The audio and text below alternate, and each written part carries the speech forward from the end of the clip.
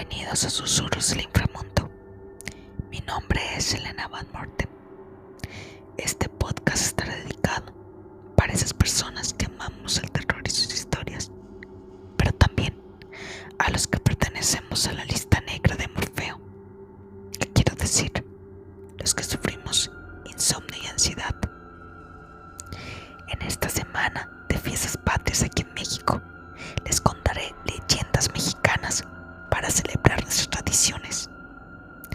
Así que pónganse cómodos o cómodas, apaguen las luces y que su mente recree la siguiente historia que les contaré.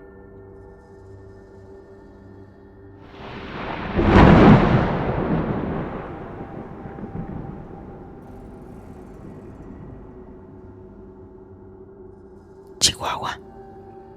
Las brujas de Naica. Cuenta la leyenda que en la ciudad de Naica, Chihuahua, existe una maldición que pesa sobre aquel pequeño pueblo minero.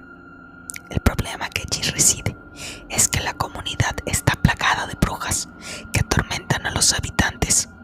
Por esta razón, todas las personas deben entrar a sus hogares antes de las 10:30 de la noche.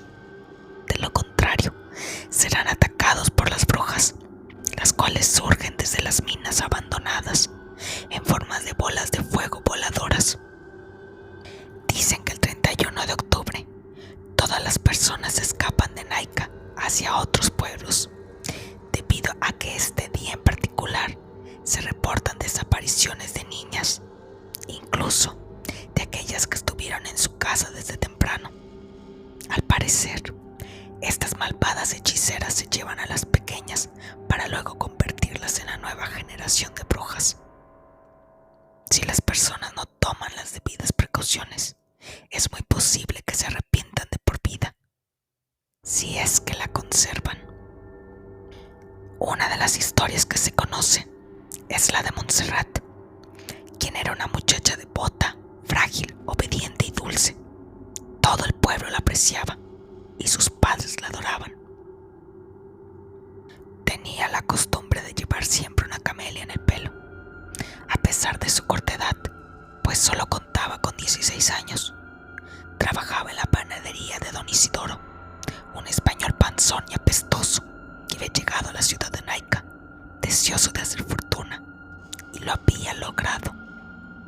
Montserrat era la encargada de hacer el pan de bizcocho, pues habilidad no le faltaba, ni tampoco conocimientos, pues los adquirió de su abuela doña Catarina, una buena repostera, ya fallecida. Monse, como la llamaban de cariño, salía de su trabajo a las 9 de la noche y se dirigía tranquilamente a su casa. Una noche se desvió un poco de su camino acostumbrado para ir al lago a ver cómo se reflejaba la luna en la superficie. Tan extasiada se encontraba gozando del espectáculo que se le olvidó de la hora.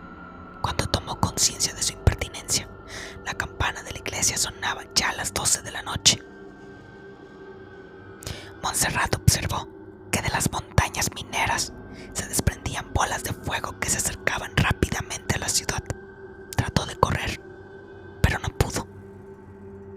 Una de las bolas se acercó a ella y se transformó en una horripilante bruja que la tomó por la cintura, le mordisqueó el cuerpo y se la llevó. Nunca nadie supo más de Monse. Ese fue el horrendo destino de la panaderita.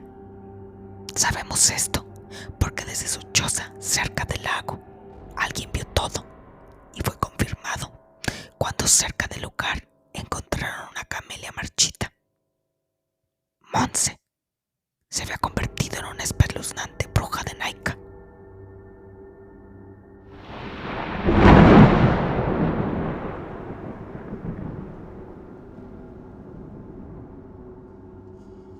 El Hospital Psiquiátrico para Niños. En 1935, el Hospital Psiquiátrico para Niños Santa Bárbara abrió sus puertas. Este fue construido en un lugar alejado de la población. El lugar inició oficialmente con 51 niños, a los que se les daba terapia y alojamiento, ya que la mayoría de estos eran huérfanos. Desde siempre se escuchó hablar acerca de que a los pobres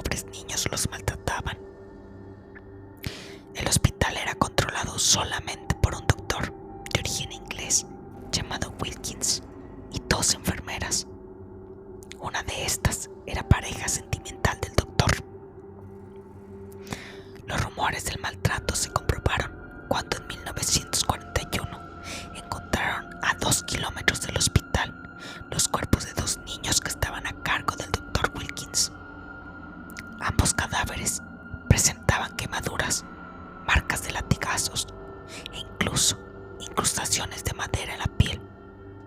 Con esto, las autoridades decidieron cerrar el hospital el 15 de febrero de 1941. 3 de los niños internados tenían familias, así que fueron devueltos a sus hogares. Los otros 46 se decidió reubicarlos en distintas clínicas de Ciudad Juárez, Chihuahua, Monterrey, Nuevo León. Sin embargo, al contar a los niños enviados a cada lugar, solo tenían 44. ¿Qué había pasado con los otros 2 niños? No se sabía. Pero hubo otra pista. El día que estaban cerrando el hospital, 5 diarios fueron a cubrir la nota, en el momento en que el inspector estaba poniendo los sellos que impedirían a la gente entrar de nuevo. Algunos periodistas tomaron fotos. Cuando se revelaron, se pudo ver que en el fondo de la escena iban saliendo las 2 enfermeras con un cuerpo envuelto en una sábana. ¿De quién era el cuerpo? ¿Por qué no se dijo nada al respecto? Un dato más fue que el hospital contaba con equipo para 55 niños, pero según Wilkins, el hospital contaba solo con 51 pequeños. Sin embargo, durante los 6 años que duró abierto el centro médico, siempre dijo que no aceptaba más pacientes porque el hospital estaba lleno. Esto hizo que se pensara que había otros 4 niños adentro, de los cuales no había registro. Después se supo que en efecto el lugar estaba lleno, pues había 3 camas extra y rastros de que eran ocupadas. Al final, después de varias investigaciones, se descubrió que eran 7 los niños internados que nunca fueron registrados y habían desaparecido junto a 2 que se suponía que habían sido reubicados. En 1960, el hospital cumplió el plazo en que debía estar cerrado, por lo cual le quitaron los sellos. Sin embargo, jamás volvió a ser usado y aún está ahí. El lugar permanece rodeado de una enorme barrera de sicómoros. Su interior, aún amueblado, tiene algunos documentos y los equipos de sanación de aquella época. Sin duda, es un hospital que guarda un secreto escalofriante.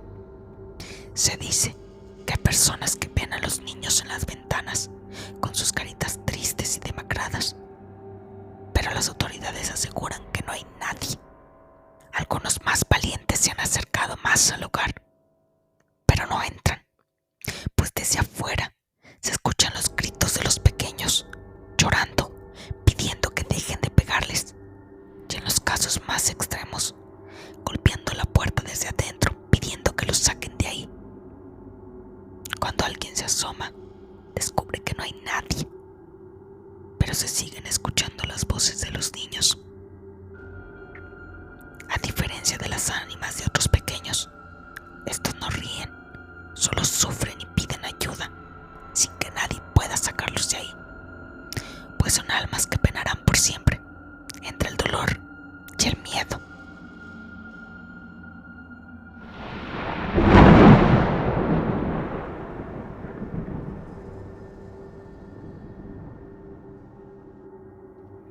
Los fantasmas de la casona. Un niño que juega con una pelota azul, otro niño vestido de marinero, una niña triste, una mujer vestida de blanco y otra de negro. Son algunos de los fantasmas que habitan en la casona.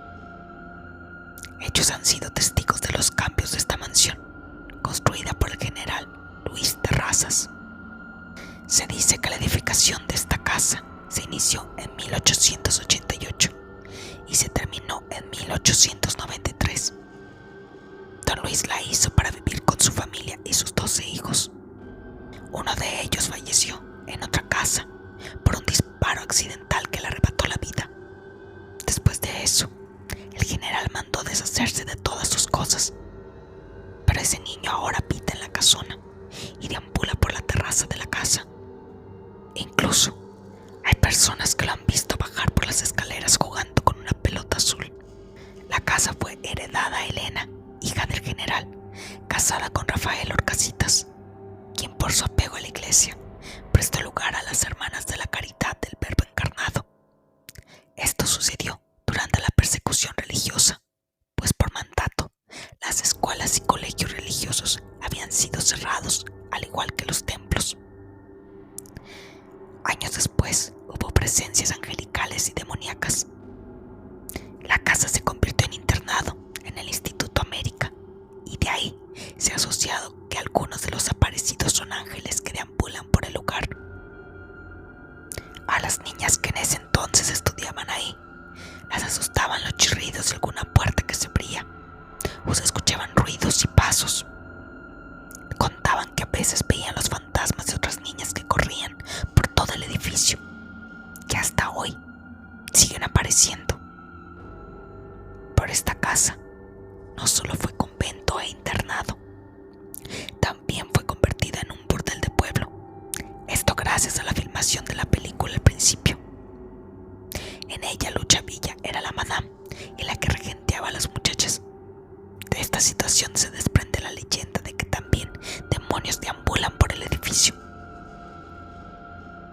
Juan Francisco relata que antes él tenía una oficina en lo que ahora es el Salón de Tres Castillos, donde había una puerta con broches, pero más tardaba él en ponerlos que una presencia fantasmal en quitarlos. Esta fue una de las primeras experiencias de este hombre a finales de los 80. El niño marinerito es otro de los huéspedes de la casona. Este pequeño tiene entre 5 y 6 años. Cuando esta casa albergaba el centro cultural, el patio era de cantera con una fuente en medio. Se apagaban casi todas las luces, excepto las de la oficina y un pasillo. Así era como el niño se paseaba por la parte alta de la casa, donde claramente se veía su sombra cuando cruzaba por el barandal.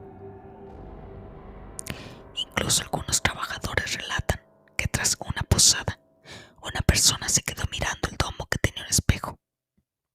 Ahí podía ver todo lo que pasaba en la parte baja. Entonces vio al niño, pero no le tomó importancia, pues creía que era el hijo de otro empleado. Pasaron las fiestas de Sembrina y un buen día se le ocurrió preguntar de quién era el pequeño. Todos les dijeron que era una fiesta de adultos y que no había ningún niño. Otro hombre relató que un día, cuando funcionaba como centro cultural, vio una mujer vestida de blanco que estaba sentada en la fuente del patio. Ese joven, que en ese entonces tocaba en un conjunto musical, se acercó a la señora y le preguntó dónde estaba la gente. Pero esa mujer no existía, pues la miró unos segundos y ante sus ojos desapareció. La casa como centro cultural albergó muchas exposiciones. Una de ellas fue la exposición de unas monedas de oro y plata. En ese tiempo, un hombre fantasmal se aparecía custodiando las monedas. Eso hacía correr al vigilante que en ese momento había sido designado a la exposición, pues el ánima que se aparecía lo asustaba tanto que huía de ahí. Para otra exposición importante se requirió la contratación de personal de vigilancia. Incluso estaban armados, pero ni así quisieron quedarse, pues veían a un niño vestido de paje deambular por los pasillos. Alma afirma que en varias ocasiones en la casa se colocaron altares de muertos. Las ofrendas y las velas hacían que la gente pensara que se invocaba la muerte, pues en aquella ocasión varios aseguraron ver a la Catrina. También una escritora afirma que cuando la casona funcionaba como escuela, se decía que se prendían las luces. Incluso una maestra de la casa le relató que se oían muchos murmullos. Ella pensaba que eran alumnas de otra clase, pero al salir se daba cuenta que no había nadie. A finales de los 80s y principios de los 90s, una auxiliar administrativa llamada Lorena Chávez se casó y dejó de trabajar en el lugar. Tiempo después fue de visita con su niña de 5 años. Misteriosamente la pequeña desapareció, así que los empleados la buscaron y le gritaron, pero la niña no respondía. Tras una larga búsqueda fue hallada en un recoveco, justo donde se ubica el mueble de la caja registradora. A la pequeña le preguntaron qué estaba haciendo y ella les respondió que jugaba con otra niña. Nadie supo quién era y tampoco la vieron. Aquella pequeña ahora ya es mayor de edad y aún recuerda perfectamente que estaba jugando con una extraña niña. Un diciembre, Antonio Ferreiro se encontraba en la capilla, en el patio central. Había una venta de artesanías que estaban ofertando, pues se daría inicio a la construcción del restaurante. Eran las 7 de la noche cuando vio pasar a una mujer vestida de negro. Claramente la vio caminar por el patio. Él le dijo a un vigilante que le hiciera el favor de prender la luz del baño para que la señora no se fuera a tropezar. El vigilante acató la orden, pero a los minutos volvió y le dijo que no había nadie. Ambos fueron con la persona que se encontraba en la puerta y este les corroboró que ninguna persona había entrado. Cuando ya estaba en la remodelación para la instalación del restaurante, un pintor que se encontraba trabajando con los detalles un día pidió que si lo dejaban entrar temprano. El trabajador se presentó a las 6 de la mañana. Esperaba que el vigilante le abriera la puerta, pero esta se abrió sola. Entró por las cosas y al pasar vio a un señor con camisa anaranjada y pantalón negro. Él lo saludó con unos buenos días. Sin embargo, no recibió contestación, por lo cual volteó para volver a saludarlo, pero ya no estaba. El fantasma se había desvanecido.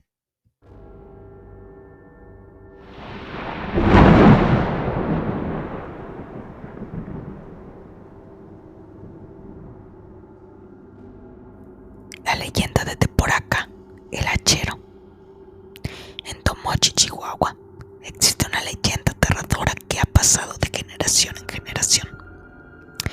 Se trata de la historia de Teporaca, el hachero, un indígena que lideró una rebelión de la etnia tarahumara contra los colonizadores españoles en el año de 1653. Se llamaba Gabriel Teporaca y se le responsabilizó por la destrucción de la villa de Aguiar y por asesinar a niños y mujeres por igual, sin contemplación. Por esos horrores fue capturado por los europeos, quienes lo condenaron a morir en la horca, ejecución que se llevó a cabo el 4 de marzo de 1653 en Tomochi. El relato dice que el sacerdote español Juan Tello le pidió al indio Teporaca que confesara sus crímenes para que pudiera ser perdonado por Dios.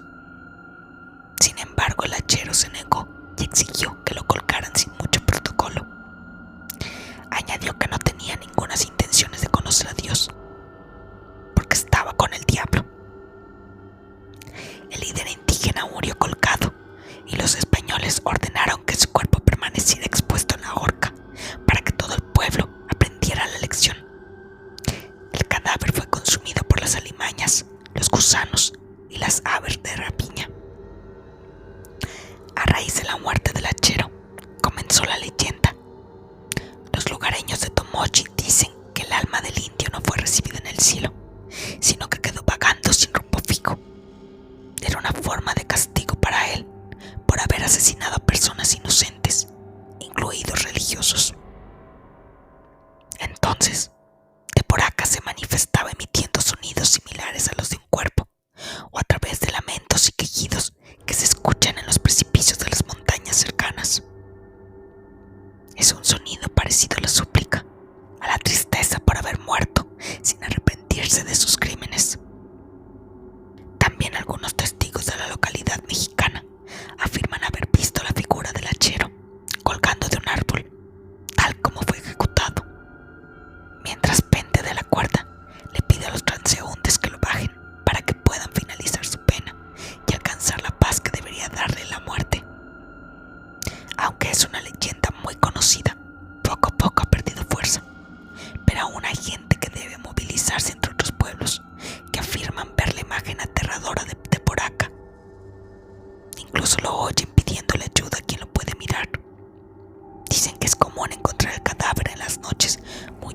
horas y con fuerte viento.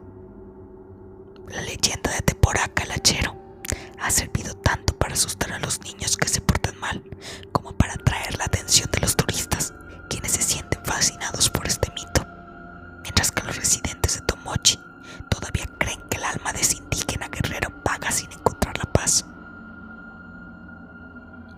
Unos ven como un verdadero logro ver el fantasma del indio, pero otros creen que es una especie de maldición que siempre acechará a quienes viven en esta región de Chihuahua.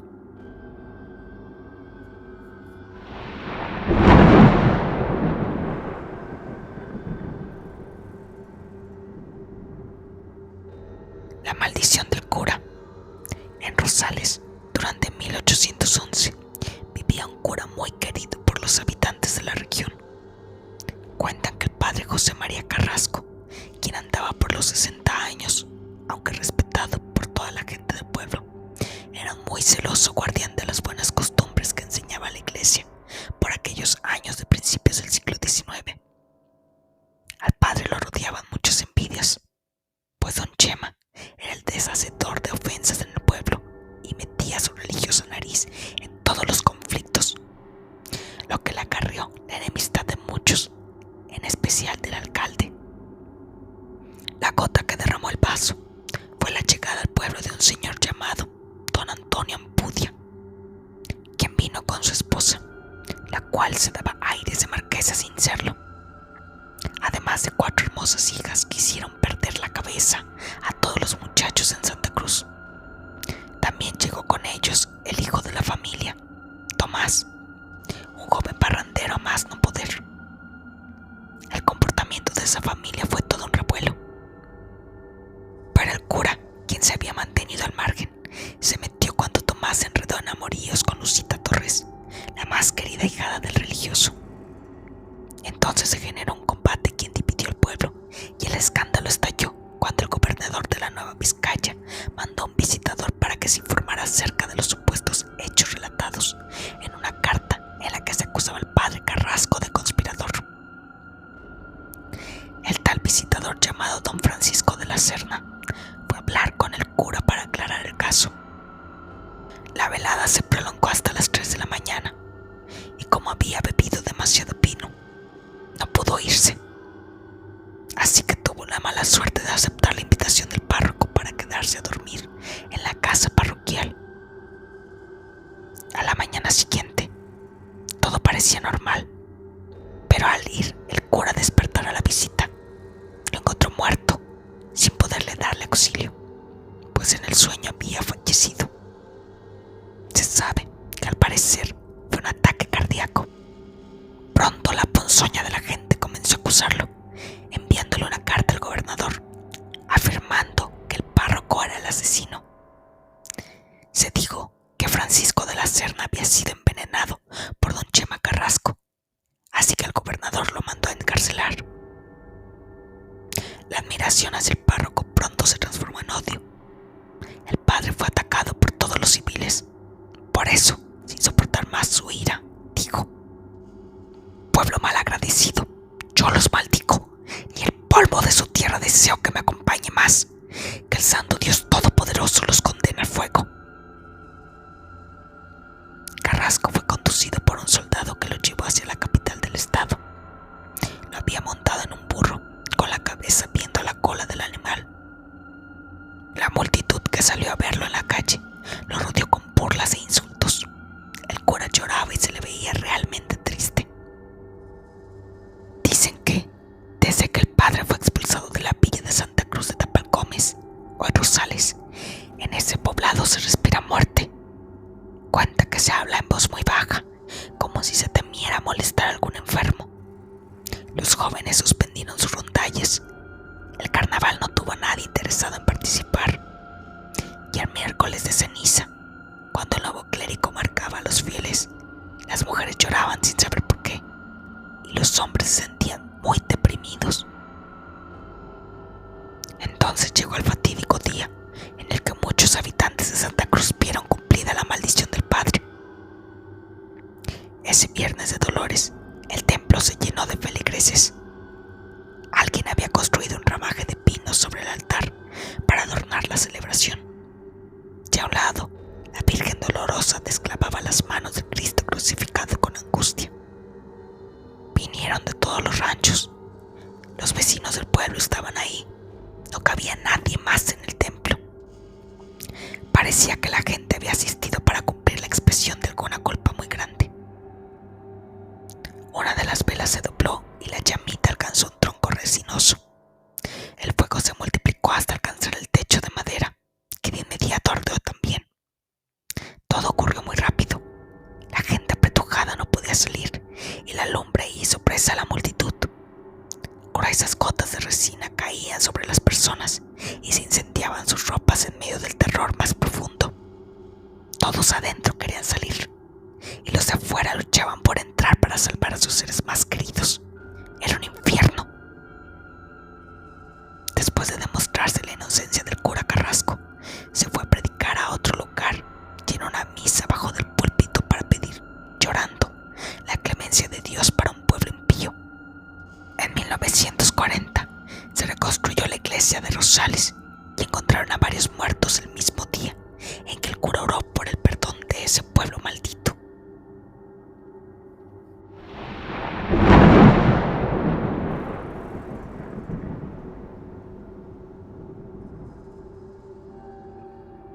La Pascualita. Hace más de 100 años, una mujer tuvo una hija, una preciosa hija que poco a poco creció hasta convertirse en una hermosa mujer, cortejada por muchos. Finalmente esta joven conoció un hombre de quien se enamoró perdidamente y se comprometió. Pero un trágico evento frustró su boda justo un día antes. La hermosa mujer en que se había convertido había expulsado su último aliento, desolando a la madre que la había amado, educado y visto crecer día tras día. Pero ella no permitiría que la vida le arrebatara a su hija, por lo que decidió momificarla, ponerle su vestido de novia y usarla como maniquí en su tienda La Popular.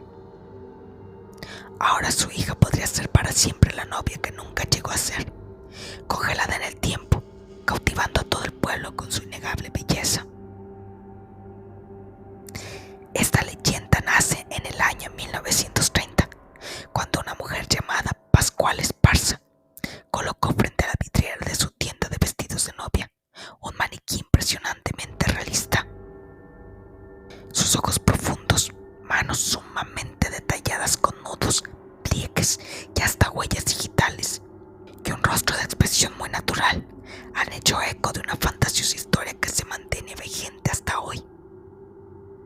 En torno a ella surgieron muchos comentarios que se continúan esparciendo de boca a boca entre los habitantes y visitantes de esta ciudad, que han generado gran interés turístico por este maniquí. Algunos cuentan que vieron a un mago borracho que la visitaba cada noche y bailaba con ella, estando borracho y celebrando el poco tiempo que podría volver a estar junto. También muchas personas aseguran que sienten la mirada del maniquí e inclusive la han captado siguiéndole con sus ojos. Otros comentarios aseguran que la han visto llorar y cambiar de expresión o postura, pese a ser inmóvil. Hay personas que veneran a la novia, hasta la consideran una santidad. Incluso hay mujeres que cuando visitan la tienda para comprar su vestido de novia, eligen el que tenga puesto el maniquí, porque trae buena suerte. Otros sienten aversión por la muñeca y su historia. Dicen que cuando pasen por la tienda cruzan de acera. Ya están exigidas las autoridades examinarla para comprobar que se trate de un maniquí, aún sin obtener respuestas.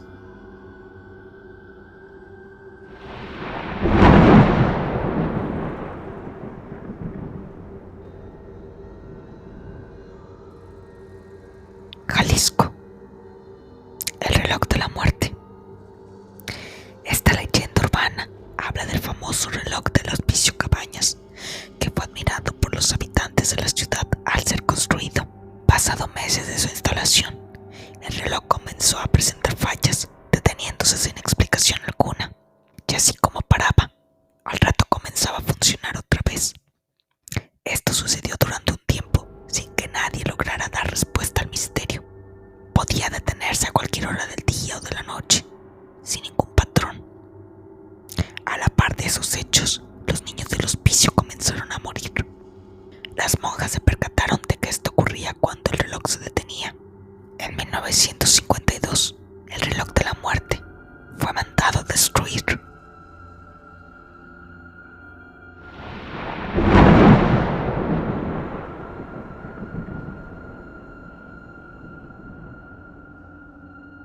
El charro negro. El relato cuenta que los padres del niño murieron, provocando que su situación empeorara. Acorralado, había tomado la decisión de invocar al diablo para pedirle riqueza. Al final consiguió que el diablo apareciera frente a él y de inmediato le echó el temperamento del hombre que lo había invocado. Lucifer le ofreció una riqueza inconcebible para dejar atrás la situación que pesaba sobre él hasta el momento. Sin embargo, a cambio tendría que entregar su alma. El orgulloso hombre no se amedrentó frente al rey del infierno y aceptó el trato. A partir de ese momento el charro se dedicó a gastar lo que obtuvo a cambio de su alma, pese a que gracias a ello consiguió la vida que siempre quiso. Al paso del tiempo el hombre se olvidó del intercambio que hizo con Lucifer. El diablo apareció nuevamente frente al hombre para recordarle que la hora de cumplir su parte del trato se acercaba. Entonces el miedo lo invadió. La perspectiva de la muerte provocó que el hombre buscara la manera de no cumplir con su palabra y rodeó su hacienda con cruces y construyó una capilla dentro de ella para evitar que el diablo se acercara. En un último intento de escapar a su destino, el charro montó en su caballo y salió de su hacienda. El diablo le interceptó en el camino y castigó su cobardía. La leyenda cuenta que el diablo pensaba esperar a la muerte del charro para cubrir su deuda, pero el intento de no cumplir con su palabra ocasionó que reclamara su alma en el momento. El charro quedó entonces condenado a pasar la eternidad atormentando en el infierno. Sin embargo, tendría la posibilidad de volver a caminar entre los vivos para cobrar las deudas de otras personas contraídas con el diablo. Además, si lograba que alguien aceptara la última bolsa con monedas de oro que le quedaba del trato que él mismo hizo, esa persona ocuparía su lugar y entonces podría descansar en paz. Cuando el sol comienza a esconderse y las gallinas trepan los árboles para dormirse, las madres meten a sus hijos, las puertas de la casa son atrancadas y los viajeros apresuran el paso mientras rezan. Nadie quiere encontrarse con el charro negro. También se trata de un ente que recibe el nombre por su vestimenta. Siempre que se aparece, porta un elegante ajuar de charro color negro con detalles de oro o plata. Se le puede ver montado sobre su caballo, un gran animal cuyos ojos son dos bolas de fuego que parecen hurgar en el alma de la víctima. Adela era una joven despreocupada para su época. Mientras las mujeres permanecían en casa atendiendo a los hombres de su familia, ella prefería la vida sin compromisos. Vagaba ya entrada la noche en quién sabe dónde, a pesar de las preocupaciones de sus padres. Una de tantas noches se encontró en su camino con un hombre alto, de aspecto elegante, de impecable traje negro, compuesto por una chaqueta corta, una camisa, un pantalón ajustado y un sombrero de ala ancha. Circulaba al lomo de un caballo enorme y de color azabache, que impresionó a la joven al instante por su gran porte, mirada elocuente y palabras cálidas. Tras una amable conversación, Adela aceptó aligerar el viaje y consintió a montar el caballo. En el justo instante que ella estuvo en el lomo del animal, este creció el doble de su tamaño, ardiendo en llamas. Le impidió el escape. Al escuchar los gritos de espanto de la joven, algunos salieron en su auxilio, solo para darse cuenta de que ella era ya propiedad del diablo, que en forma de charro negro cabalgaba todas las noches por los alrededores de la ciudad de Guadalajara en busca de un alma incauta que llevara a sus dominios. Pero para ella no pudo hacerse nada. Solo la vieron arder en llamas sobre el caballo, ahogándose en sus propios gritos de dolor.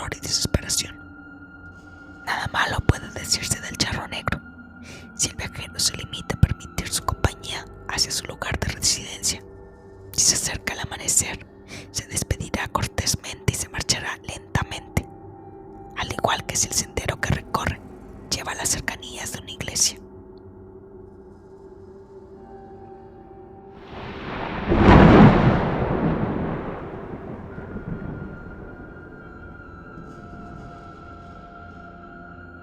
El árbol del vampiro. Todo comienza en la Guadalajara del siglo XIX, específicamente en 1880. Dicen que en ese entonces comenzaron a aparecer cadáveres de perros y gatos por todo el municipio. Sin embargo, lo más aterrador era que estaban desprovistos totalmente de sangre.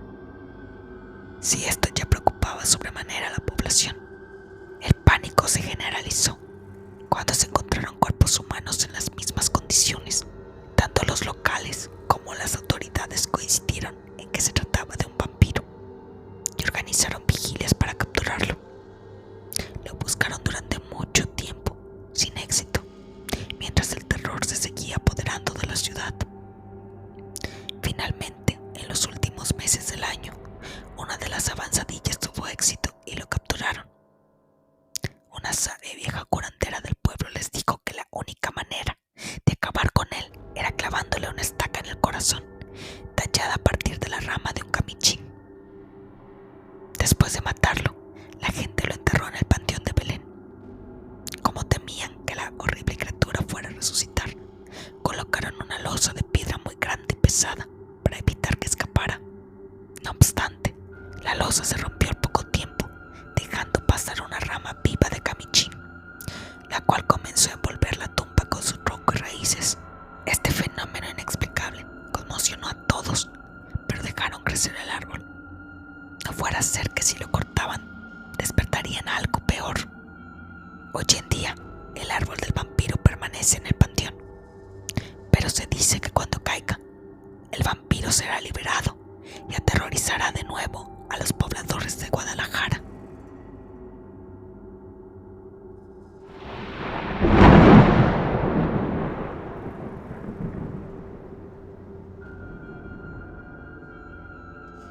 El Rincón del Diablo. Existió hace muchos años, junto al río de San Juan de Dios, hoy Calzada Independencia, el convento de Santa María de Gracia. Una de sus largas paredes daba al callejón del Ahorcado, conocido así porque ahí se colgó un hombre acusado de adulterio. La recámara de las novicias del convento tenía una pequeña ventana con vista hacia ese callejón. Una noche las religiosas fueron despertadas por los gritos y cantos que se escuchaban afuera. Cuando la maestra del noviciado se asomó por la ventana, pudo ver en el callejón a un grupo de personas realizando un ritual satánico. Luego de que las monjas reportaran lo que vieron en el callejón, el gobierno descubrió que una de las casas cercanas al callejón era el punto de reunión para ese tipo de rituales. Estaba decorada con grandes pinturas y altares en honor a Satanás. La gente dejó de pasar por ahí, pues se corrió el rumor de que el diablo aparecía en el callejón por las noches. Las personas que se atrevían a pasar por el callejón lo hacían rezando o con objetos religiosos en la mano. Era tan grande la fama del callejón que pronto pasó de ser el Callejón del Ahorcado al Rincón del Diablo. Con el tiempo, el convento dejó de existir.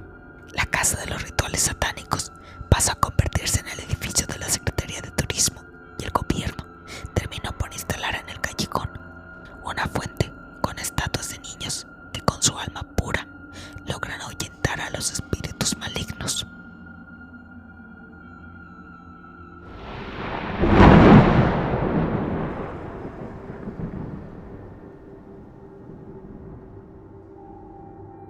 La Casa de los Perros.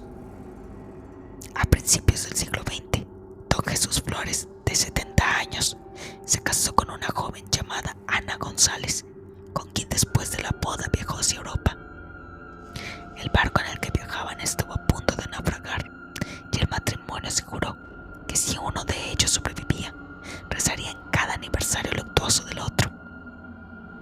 Afortunadamente, ambos sobrevivieron y a su regreso don Jesús le dio a Ana la libertad de decorar su casa como ella quisiera. Ana agregó 2 esculturas de perros a manera de guardianes en lo alto de la casa. Años después, don Jesús falleció y Ana no tardó en volver a casarse, olvidándose de su promesa y abandonando la casa que don Jesús con tanto cariño le dejó. Desde ese día sucesos paranormales comenzaron a plagar la casa. Por las noches se veían sombras y se escuchaban ruidos de ultratumba. La leyenda cuenta que quien lograra rezar un novenario en el mausoleo de don Jesús Flores recibiría las escrituras de la famosa Casa de los Perros. Pero como requisito, quien rezara solo podía llevar una vela para iluminarse y debería ir solo al panteón a las 12 de la noche. Muchos valientes lo intentaron, pero nadie fue capaz de cumplir con la petición de don Jesús.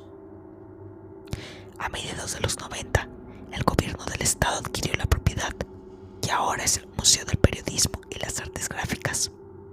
Aún así, quienes trabajan ahí se la piensan 2 veces antes de quedarse en la propiedad por las noches.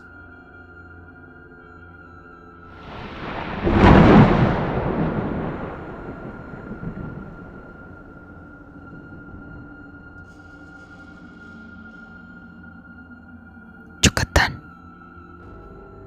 El enano de Uxmal. En la ciudad de Capa vivía una anciana hechicera que conocía los misterios de las estrellas y los secretos de las hierbas. Todos los días, la hechicera cuidaba y contemplaba con dulzura un huevo muy pequeño que había encontrado por azar. Un buen día, el huevo se abrió y apareció un niño de pequeña estatura y gran inteligencia. Para la anciana, el niño se convirtió en la fuente de alegría que había anhelado durante su vejez. Con el paso del tiempo, se hizo adulto. Le crecieron la barba y los cabellos, pero su cuerpo quedó pequeño.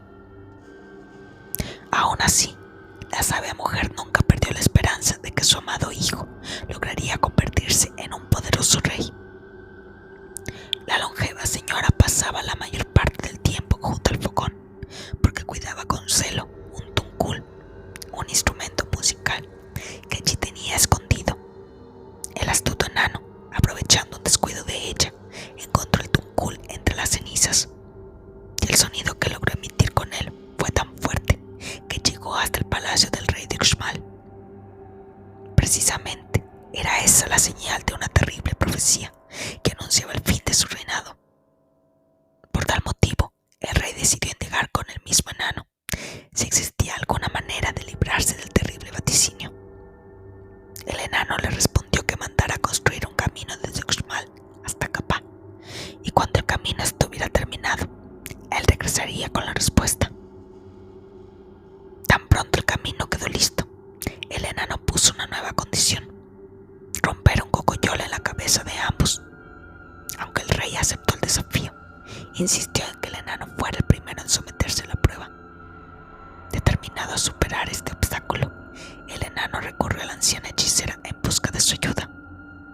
Para su sorpresa, la anciana simplemente le colocó una tortilla de maíz sobre su cabeza. Cuando llegó el momento de pasar la prueba, el enano la pasó sin problemas. Sin embargo, el rey perdió la vida en el intento, y el enano fue proclamado el rey de Uxmal. Ese mismo día, la abuela lo mandó a llamar para decirle: sé honrado y enfrenta siempre la verdad. No olvides que es más importante ser bueno que ser justo. Sigue la voz de los dioses, pero oye la de los hombres. Nunca desprecies a los humildes y desconfía siempre de los poderosos. La abuela murió poco tiempo después, y mientras él siguió sus sabios consejos, la ciudad de Uxmal vivió largos periodos de paz y felicidad, hasta el momento en que el enano empezó a cometer excesos, convirtiéndose en un tirano orgulloso. Mandó a levantar una estatua de barro que puso sobre una hoguera, para que la imagen de un dios fuera más poderoso que sus propios dioses. Entonces ocurrió que la estatua se endureció con el fuego y vibró cual campana. El pueblo, creyendo que la imagen hablaba, se entregó a su adoración. Los dioses, indignados por semejante sacrilegio, castigaron a la ciudad. Millares de guerreros entraron en ella, la saquearon y la incendiaron, borrando para siempre la memoria del pueblo y del enano que algún día reinó sobre ellos.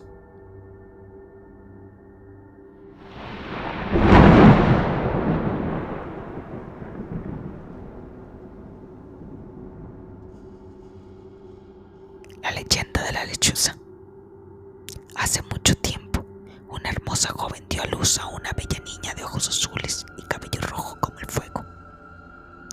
Pasados unos años, la madre enfermó y no tenía a quien dejar su bella hija. Rogó a Dios que se llevara a su hija junto con ella, pero Dios no lo quiso. Así que rogó a un demonio, y al ver que Dios no apareció, el demonio llegó. La mujer le encargó a su hija y el demonio aceptó. Le daba todo, comida, vestuarios, pero no se acercaba a la niña que permanecía rodeada de bosques. Ella salía a caminar, los animales no le temían y ella jugaba con ellos, pero el demonio siempre la contemplaba. Un día los animales se asustaron y la niña dijo: sé que estás ahí, sal, quiero verte, sé que me cuidas. El demonio cambió de forma para que la niña no se asustara y se acercó en forma de lechuza, y desde ahí nunca se separó de ella. La cuidaba con recelo. Poco a poco la niña se convirtió en una hermosa mujer y el demonio la protegía siempre, al lado, en forma de lechuza. Un día la bella mujer fue a un lugar sagrado donde la lechuza no podía entrar. Allí un hombre, al ver su belleza, se acercó a la mujer, pero ella no le quiso hablar, así que él, al ver su rechazo, la mató. La lechuza trató de ayudar, pero no logró entrar a ese lugar. Cuando el hombre salió, la lechuza se transformó en un demonio y desgarró al hombre matándolo de un golpe. Dios observó que el demonio cuidó de la niña hasta ser mujer y por ello le dijo: te daré la oportunidad de que la vuelvas a ver. No sé el tiempo ni el lugar, pero búscala. El demonio soltó una lágrima y se transformó en lechuza. Desde ese día busca a su hija todas las noches en forma de lechuza, rogando por volverle a ver.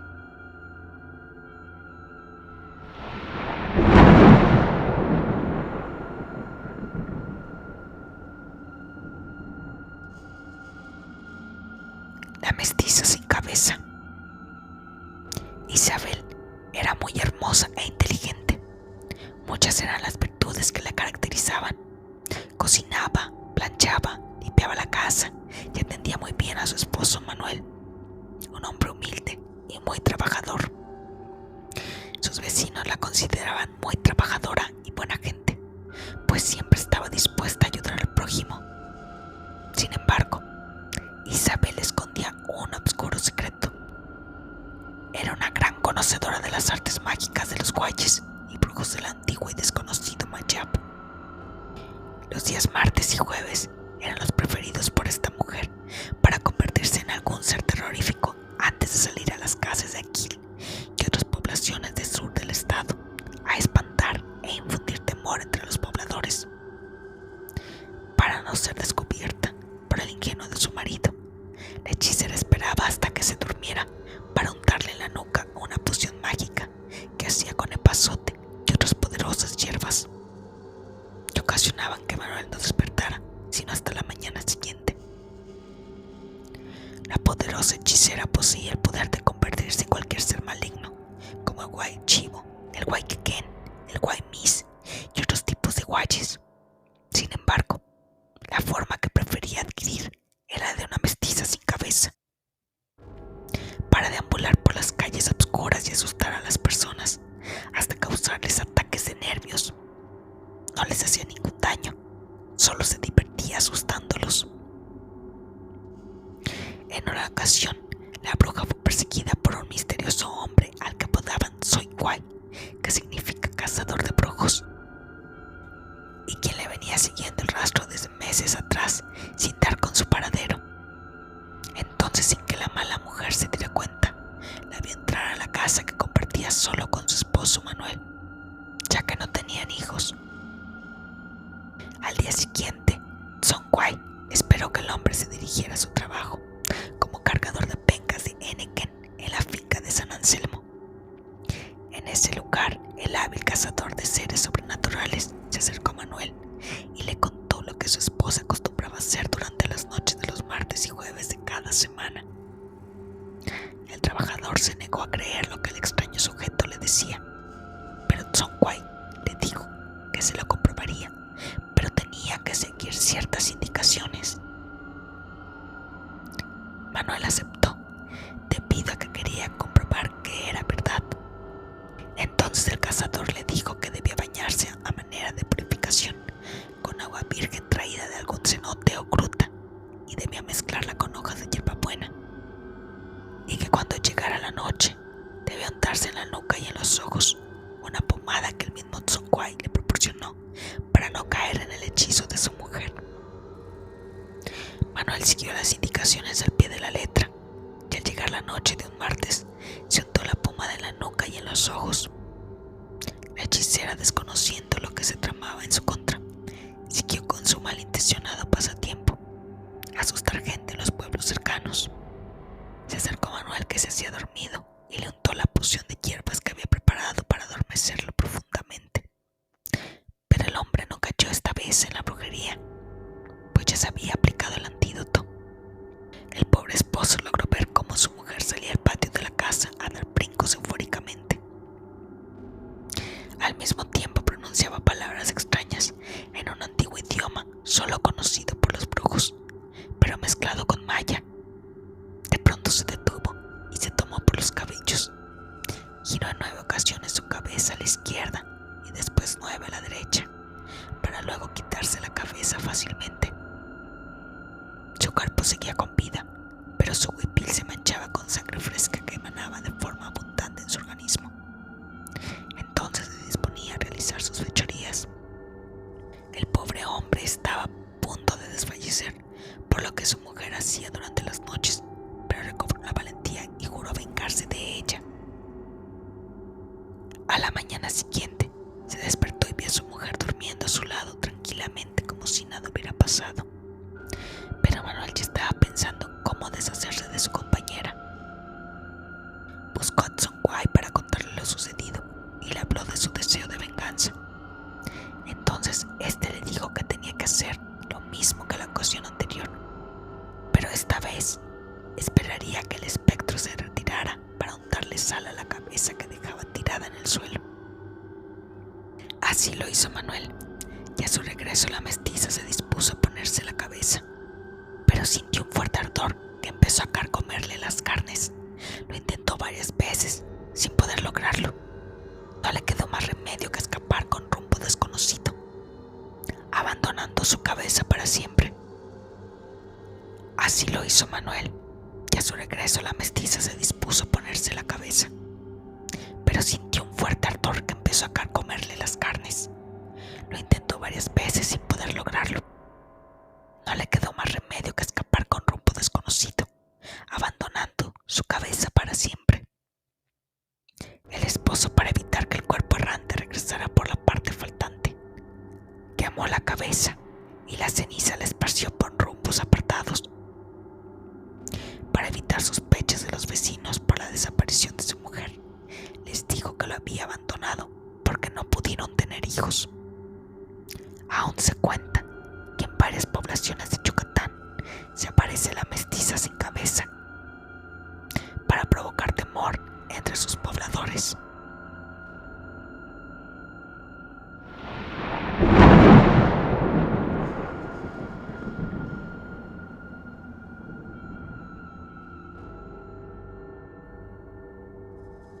La Ixtabay.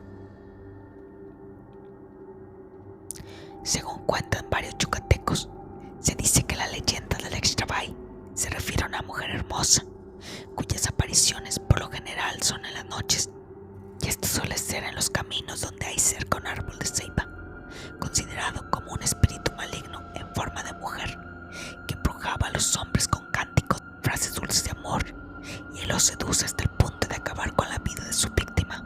La historia de Ixtabay comienza con 2 mujeres del pueblo de Xicapán, cuyo significado en español es prostituta o mujer dada al amor ilícito, y Utzculel, que en español significa una dama decente y limpia.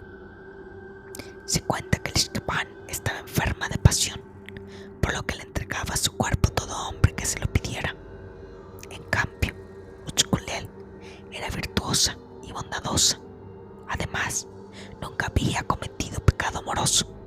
A pesar de los deslices de Shkaban, esta mujer era de un buen corazón, ya que le gustaba de ayudar a los pobres y a los animales. Incluso realizaba generosas donaciones con los regalos que le obsequiaban sus amantes. Shkaban tenía un corazón tan grande. Su grandeza de alma la llevaba hasta poblados lejanos, a donde llegaba para auxiliar al enfermo y se despojaba de las joyas que le daban sus enamorados y hasta de sus finas vestiduras para cubrir la desnudez de los desheredados. Pero por su parte, Utzkullel detestaba a los animales y a los pobres. Además, era dura de corazón y fría. Un día la gente del poblado no vio salir más a Shkaban, por lo que comenzaron a preguntarse qué le había pasado a la joven. Transcurrieron días y de pronto por todo el pueblo se esparció un fino aroma de flores, un perfume delicado y exquisito que lo invadía todo. Nadie se explicaba de dónde emanaba tan precioso aroma, por lo que decidieron buscar, lo que los condujo a la casa de Shkaban, a la que hallaron muerta, abandonada y sola. Pero lo que más sorprendió a los pobladores fue que junto al cuerpo de Shkaban se encontraban varios animales que la custodiaban, mismo donde brotaba aquel perfume que envolvía al pueblo. Utzkullel aseguró que aquel agradable perfume no podía provenir de Shkaban, ya que ella había sido una mujer corrupta y vil, por lo que de su cuerpo solo podría salir pestilencia. Utzkullel aseguró que aquel olor perfumado debía ser obra de los espíritus malignos, quienes intentaban engañar y provocar a los hombres. Asimismo, Utzkullel afirmó que cuando ella muriese, esparciría un agradable perfume debido a sus virtudes practicadas en vida. Después de enterrar a Shkaban, su tumba comenzó a impregnar un olor agradable. Además, la tierra de la misma se llenó de hermosas flores. Poco después murió Utzkullel. A su entierro acudió todo el pueblo, que siempre había ponderado sus virtudes, honestidad, recogimiento, cantando y gritando que había muerto virgen y pura. Para asombro de todas las gentes que la creían buena y recta, comprobaron que a poco de enterrada comenzó a escapar de la tierra floja todavía un hedor insoportable, el olor nauseabundo a cadáver putrefacto. Toda la gente se retiró asombrada. De la tumba de Shkaban nació una hermosa flor llamada Shtamentún, tan humilde y bella que se da en forma silvestre en las cercas y caminos, entre las hojas buidas y tersas del agave. En cambio, de la tumba de Utzkullel salió un Etzkam, que es el nombre del cactus erizado de espinas y de mal olor. Por ambas cosas, intocable. Es la flor que nació sobre la tumba de Utzkullel, hermosa sin aroma alguno y a veces de olor desagradable, como era el carácter y la falsa virtud de Utzkullel. Después de convertirse en esta flor, Utzkullel deseaba la suerte de Shkaban, por lo que decidió entregarse al amor ilícito con los espíritus malignos. De lo que Utzkullel no se percató es que Shkaban se entregaba a los hombres por amor natural y generoso, mientras que ella lo hacía por malicia e interés. Con ayuda de los espíritus malignos, Utzkullel logró regresar al mundo de los vivos cada vez que lo deseara, pero lo hacía convertida en mujer para así engañar a los hombres con amor nefasto, ya que la dureza de su corazón no le permitía otro tipo de amor.